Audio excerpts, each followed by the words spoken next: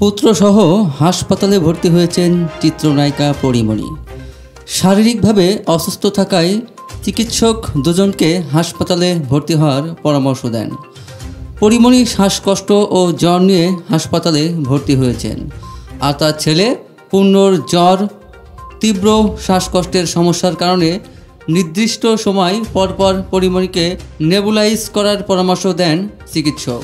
এ তথ্য উল্লেখ করে পরীমণির ঘনিষ্ঠজন বলেন, পরীমণির শ্বাসকষ্টের সমস্যা কমেছে, তবে তার এখনও প্রচণ্ড জ্বর।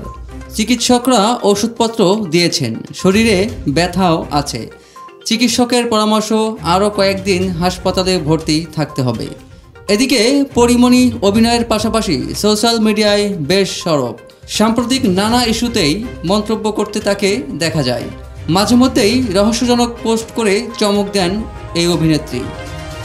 এবার পরীমণি তার ফেসবুকে এই শহরের একটি প্রাইভেট হাসপাতালের আত্মকাহিনী এমনই এক বার্তা দিয়ে ভক্ত অনুরাগীদের কৌতূহল জাগিয়েছেন। রোববার 17 জুলাই সকাল 9টার দিকে সামাজিক মাধ্যমে প্রাইভেট হাসপাতাল নিয়ে ইঙ্গিতপূর্ণ একটি পোস্ট করেছেন অভিনেত্রী।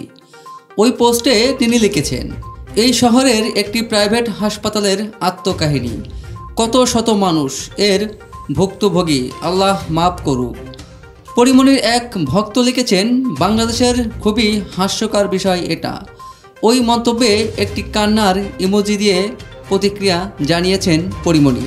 প্রসঙ্গত, কিছুদিন আগে দেশে ঘটে যাওয়া একটি বিমান দুর্ঘটনার মর্মান্তিক দৃশ্য দেখে প্যানিক অ্যাটাকের শিকার হন পরীমণি।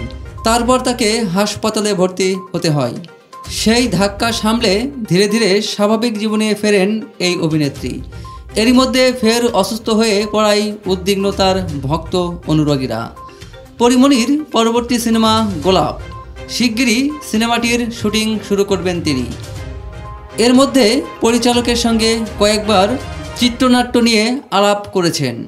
গোলাপ সিনেমায় তার বিপরীতে অভিনয় করবেন নীরব। রাজনৈতিক থ্রিলার ঘরানার সিনেমাটি পরিচালনা করছেন শামসুল হুদা।